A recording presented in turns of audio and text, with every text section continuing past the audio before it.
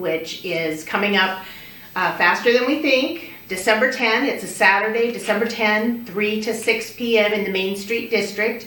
And we're getting close. It's going to be an exciting event. And one of the things that makes it exciting, or that makes it more fun, is the chili feed and cinnamon roll contest. Yes. Because the chili is served by the firefighters and the cinnamon roll contest is run by Parks and Rec. And tell us about the cinnamon roll contest. Sure. Well, first of all, Marlis, thank you for getting Christmas on Main going. I think you did an exceptional job with that last year. I think it's going to be a community event for years to come. Thank you for that. Thank you. It's been fun. I think we were just talking last year in your office in regards to what can we do for Park and Rec, and wouldn't it be fun to have a feed, and what goes good with like a chili? And I'm like, well, we used to have chili and cinnamon rolls all the time when we were kids at school, right? That was like my favorite day. We discussed this. Yeah. And so we decided, well, why don't we try a chili and cinnamon roll feed? So we brought in the fire department to make the chili. That was their kind of input to that, and then we had our cinnamon roll bake off. We had no idea how many people would sign up for something like that. I mean, we had a lot of cinnamon rolls. Oh my gosh. And rolls all over the place. So good. Yeah. All of them were amazing. And we were able to serve quite a number of people last year. Don't ask me the number because I don't know off the top of my head. But we judged it. We learned a lot from last year with our judges, and then we need to have separate categories rather than all together. But we have this planned again for this year. Anybody that wants to enter a cinnamon roll, a pan of cinnamon rolls, it will go with the chili and cinnamon roll feed, and the fire department's actually going to take that on, and they are going to. Any proceeds for that is going to support Youth in Nevada. Right. We've got several youth organizations that are going to help serve, and then they're going to divide the proceeds for their projects and things that they have to do. Yes. So back to the cinnamon roll. Any cinnamon rolls need to be to the Methodist Church. Once again, different location this year. Right. The Methodist Church by noon on the 10th. Right. And so we're going to have judging. It's from 12 to 1, sorry. And then we're going to judge them starting at about 1 o'clock. Okay. So they deliver them to you in that window between noon and 1 p.m. Correct. On that Saturday. Yes. And then the judging starts at 1. Yes. Then we'll start the judging right around 1, and then we'll have that finished up before the feed actually starts at 3 o'clock. And this year we are going to have 3 categories. All right, okay. Which is original, caramel, and then unique. Those are the things that we had last year. Okay, tell me about the unique category. What did you find last year that was considered unique? I think there was one with orange flavor. Orange flavoring, orange marmalade flavor.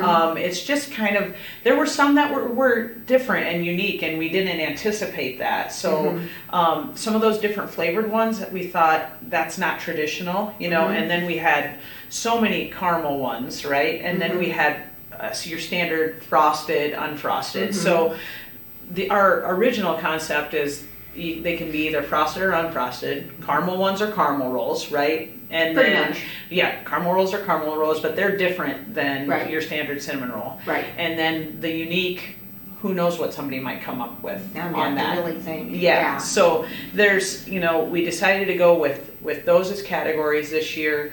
Our judges are gonna judge the separate categories, and then we'll have winners for each category, and then we'll see if we'll have an overall winner. We kind of, fly by the seat of our pants a little bit, but we enjoy giving away prizes and awards and things of that nature for hard work done. It's neat to be recognized for that. So we want to make sure that people that have been a part of this and are doing this are recognized, and obviously it all goes to a great effort in supporting Nevada youth. Absolutely.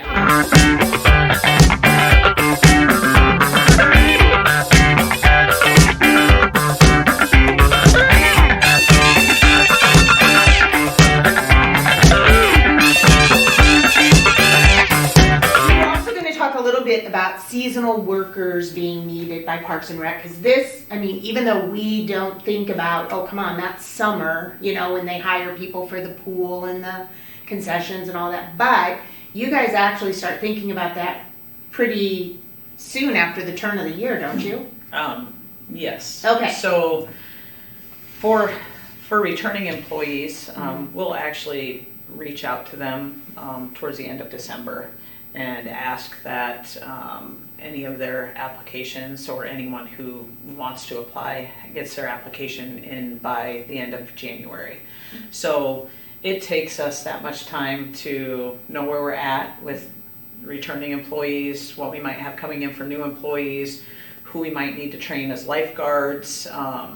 You know, Tim's working on all of his, staffing as well, and all the park maintenance, and yes. Which is just the summer kids that are basically June, July into August. But we also have the long-term seasonal staff, which is middle part of April to the end of October. So there's a lot of openings to fill every year. Yeah. So if you're someone who is interested in working for Parks and Recreation, a lot of times we get a lot of contacts after we've already filled all of our positions. A lot of people don't think about summer jobs until it's like, oh, it's going to be summer and my kid needs to have a job, right? And that, it's really important to be thinking about that now. If you're going to have a 14-year-old, there's certain jobs that they can do, but if they're going to be 14 by, I can't remember the date we use. I think it's like May 1st, I believe is the date we use, or it's April. I can't remember off the top of my head, but we do have that. If they're going to be that age by the time they're going to work, then they can apply and go through the process and all of that. But there are specific jobs that certain ages can do. You have to be 15 to be a lifeguard, to take the lifeguard training class. There's certain jobs that are for 16 years old. There's certain jobs for 18-year-olds. Yeah. So we have to keep all of that, in check and in line as well. But if you have a 14-year-old on up who might be interested in working for Parks and Recreation, please have them reach out to us. Our application is fairly simple to do, and we just want to see who's interested and who might want to have a position, working for us. Yeah.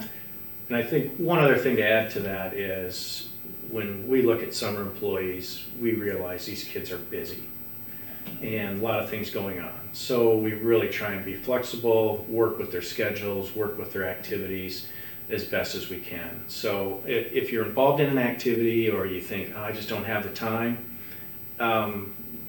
reach out to us anyway, because it's quite possible we can make something happen. Great. Yeah. Okay. I think that wraps us up on things to talk about with Parks and Rec.